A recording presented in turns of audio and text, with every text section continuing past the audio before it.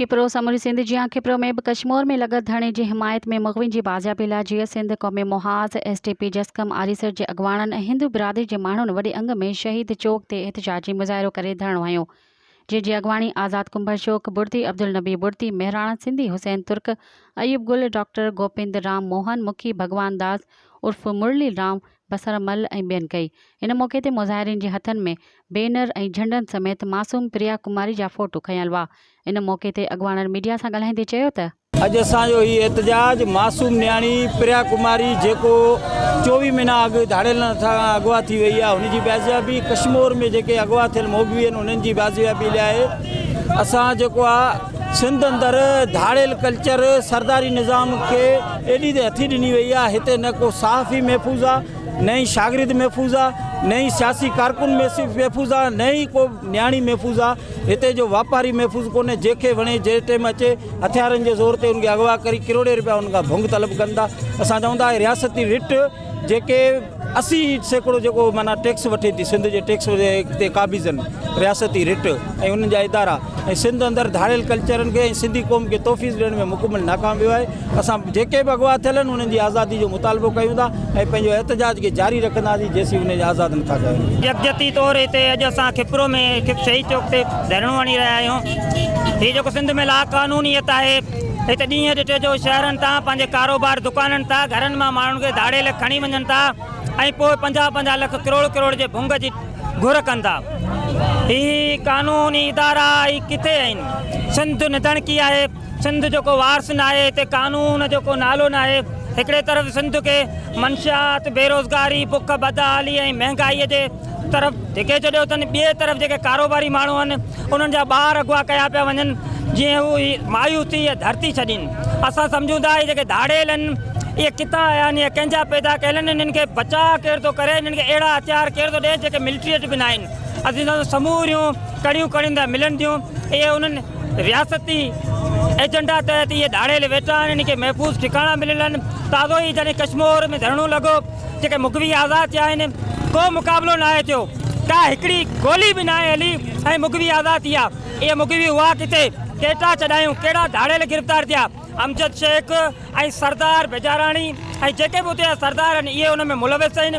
अमजद शेख ते उते त हटायो वञे, सरदारनि सभिनी खे गिरफ़्तार कयो वञे। अॼु असां के इन धरणे खे 6 ॾींहं थी वियो आहे, पूरे पाकिस्तान में धरणा लॻल आहिनि। उन्हनि जे लाइ असांजे पाकिस्तान जी रियासत फैलाव वई आहे जंहिंजी कारकर्दगी सॼी दुनिया जे साम्हूं आहे त उन पाकिस्तान जे मज़लूम माण्हुनि जी आवाज़ सिंध जी बाज़ वक़्त सिंध जी जंहिंमें सिंध जे अलाए केतिरनि नौजवाननि खे गुम करे छॾियो आहे, धाड़ेलनि अगवा करे छॾियो आहे। चोर धाड़ेल लोफर सरियाम शहर में बाज़ारुनि में मंशात फरोशी कनि था, ॾोह कराइनि था, पाथारीदारी कनि था। सॼी इंतज़ामिया खे सॼी पुलिस खे ख़बर आहे, उन जे बावजूदि उहे आज़ादु आहिनि ऐं जेके बाकिरदार ऐं कारोबारी माण्हू ताजर माण्हू जा जेके मज़लूम माण्हू आहिनि उन्हनि जे नंगनि खे खणी गुम कयो वियो आहे। धाड़ेल हिन पूरे पाकिस्तान जी रियासत खां एॾा ॾाढा थी विया आहिनि त उन्हनि जी आज़ादी जे लाइ हिननि वटि को हल कोन थो निकिरे। SP जूं दौड़ूं लॻी वियूं आहिनि, 10 दौड़ूं धरणनि ते आयूं आहिनि त ही धरणूं ख़तमु कयो, पर जवाबदार खे गिरफ़्तार करणु, धाड़ेलनि खे गिरफ़्तार करणु उन्हनि खे इहा सलाहियत अल्लाह ताला ॾिनी ई कोन्हे त उन्हनि खे उन्हनि जे मुगवियुनि खे आज़ादु कराए ॾिनो वञे। अगवा बराए तावन जो आहे जिते भुंग ते माण्हू खया था वञनि। असां चऊं था इहे भुंग ते खणंदड़ माण्हू ख़ुदि ई हिन रियासत जा ठाहियल आहिनि, न त हिनखे कहिड़ी ताक़त जो कंहिं माण्हू खे खणी करे हुनखे भुंग वठी हुनखे वापसि कयो वञे। इहा सॼा पैदागीर आहिनि, इन जे पोयां इहे सरदार आहिनि, हिकिड़ी इस्टेब्लिशमेंट आहे।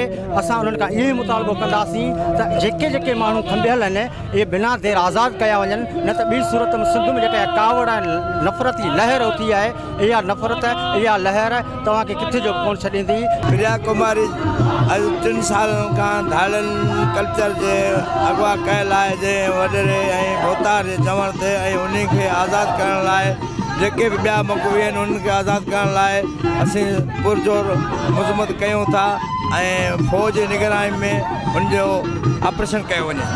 आज ये हमारा पुरअमन एहतजाज जो हमारे मुगवी हो गए हैं कश्मीर में, कंदकोट में, भोजपुर में, बुडानी में और अपने घोटकी में, हम उसके एहतजाज के लिए यहाँ आए हैं। हमारी एक बच्ची प्रिया कुमारी 2 साल से भी जो है उनको जो है किडनैप करके गया है संसार से। हम वहाँ उनकी वजह से हम यहाँ आए हैं कि हम अपनी गवर्नमेंट से, चीफ ऑफ जस्टिस साहब Pakistan, army chief of army साहब से अपील करते हैं कि उनको रिहा कराओ और हमें अमन चाहिए। आज हम पुरअमन एहतजाज इसकी सिलसिले में कर रहे हैं। आज हमारा जो ये प्रोटेस्ट है, हमारी प्रिया कुमारी और सागर अभी तक बाजियाब नहीं हुए, उसके अगेंस्ट में है।